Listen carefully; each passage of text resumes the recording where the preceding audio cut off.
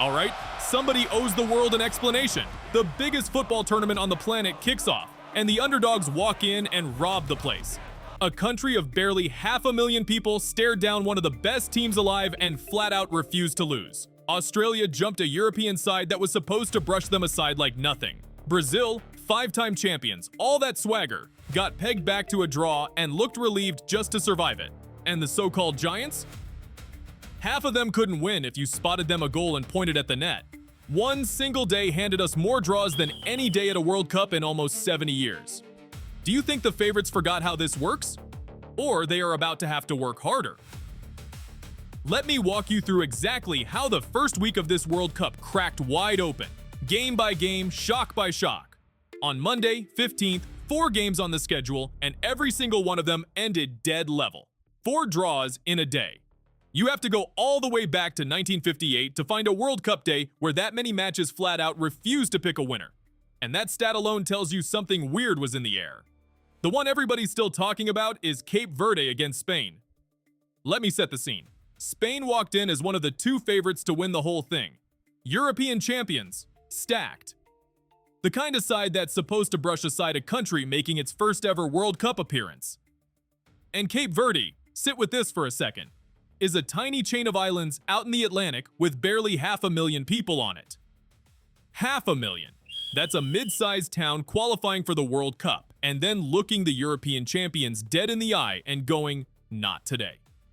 Spain had the ball 70% of the match, threw everything at them. Brought on the kid, Lamine Yamal, the 17-year-old everybody calls the future of the sport. Didn't matter, because standing in the Cape Verde goal was a 40-year-old named Vozinha, and the man simply would not be beaten. Every shot Spain put on target, he caught, smothered, or swatted away. All of them, 0-0. And here's the part that gets me.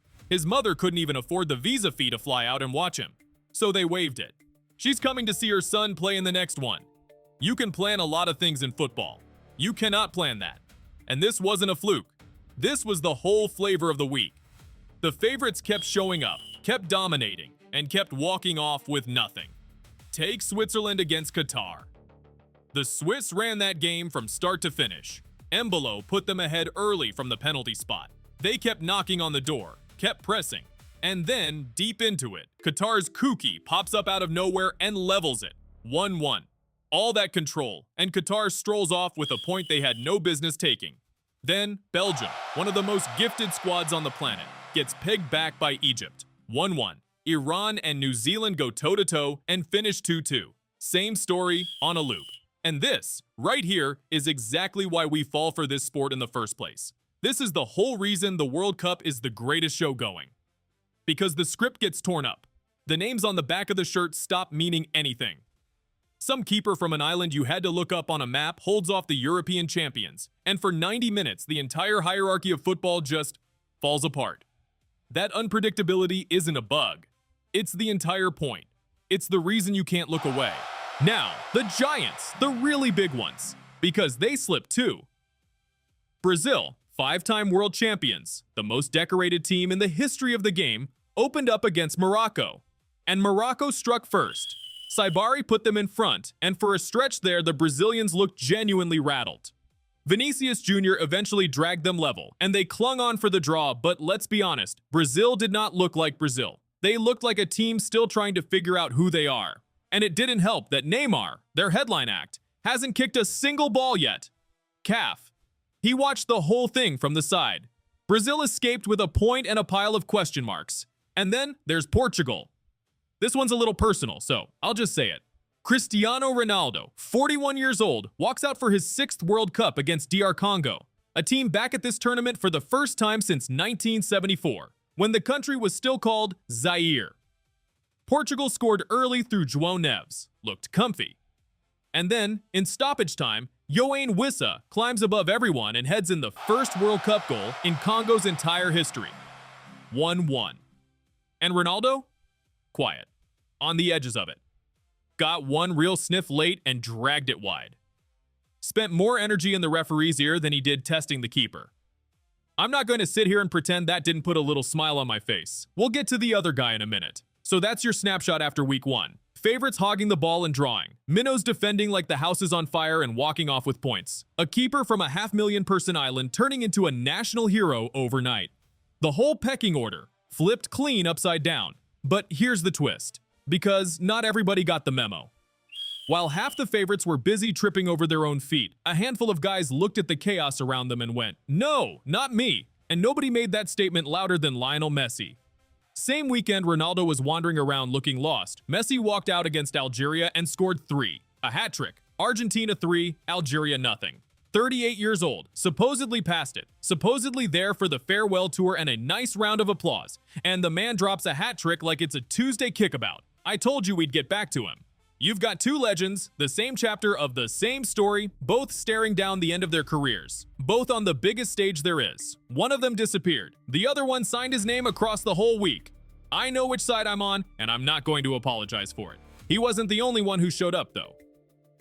Over in another corner, Kylian Mbappe put 2 past Senegal as France won 3-1. No drama, no nervous draw. Just a superstar doing superstar things. And if you wanted proof that not every big team forgot how to attack, Germany handled that. They put 7 goals past Curaçao. 7-1. In a week where most of the heavyweights couldn't buy a goal, Germany went and scored a week's worth in a single afternoon. Football refuses to give you one story at a time. Then you've got the underdogs who didn't just survive, they went and won. Australia is the one that really got me. The Socceroos drew Turkey, a proper European side, the kind of team that's supposed to have too much for them. Australia didn't get the script. Young Nestori Arankunda broke down the left, took this gorgeous first touch, and finished it off in the 27th minute. Then Connor Metcalf smashed in a second from outside the box later on, and that was that. 2-0. No lucky draw, no smash and grab point. A straight-up win against a team ranked well above them. They walked off that pitch sitting at the top of their group, and you could see it on their faces. They did not see that coming either. And Japan, quietly, the way Japan always does it, went out and held the Netherlands to a 2-2 draw. The Dutch are one of the most talented squads in the tournament, and Japan just refused to blink. People keep calling Japan a sleeper team. After that, maybe it's time to stop sleeping on them. So what is actually going on here? Why did week 1 feel like somebody shook the whole thing up and let the pieces land wherever? Part of it is the new format.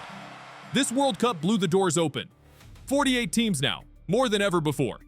That means more debutants, more nations who've never tasted this stage, and every single one of them walks in with absolutely nothing to lose and a whole country screaming behind them. Part of it's the grind, the heat, the travel, giant distances between cities, and the favorites all carrying that quiet weight of being expected to win. And part of it is just the truth nobody at the top wants to admit out loud. The gap closed. The so-called small teams are organized, they're fearless, they sit deep, they defend for their lives, and they make you earn every inch. There are no easy games anymore. There just aren't. And that, all of that, is exactly why this tournament is the best thing in sport. Not because the best team always wins, because half the time, it doesn't. Because a goalkeeper from a 500,000-person island can become a legend in an afternoon. Because the kid nobody's heard of scores the goal of his life and a country loses its mind. The World Cup is the one place where the impossible keeps showing up uninvited week after week and dares you to look away.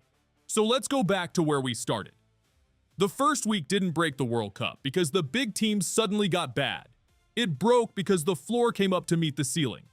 The Giants are still Giants. They just don't get to stroll anymore. Everybody bites now. One sentence to take with you. In this World Cup, the only safe bet is that there are no safe bets. So here's my question for you. After a first week like that, the draws, the upsets, Messi flying, Ronaldo fading, a tiny island holding off the champions, who do you actually trust to lift the trophy now? Because I'm not sure I trust anybody, and I kind of love it. Tell me down in the comments who you've got. And if you want to keep up with every twist this tournament throws at us, because trust me, there are more coming, stick around and subscribe. There's a lot more football to break down, and I'd hate for you to miss it.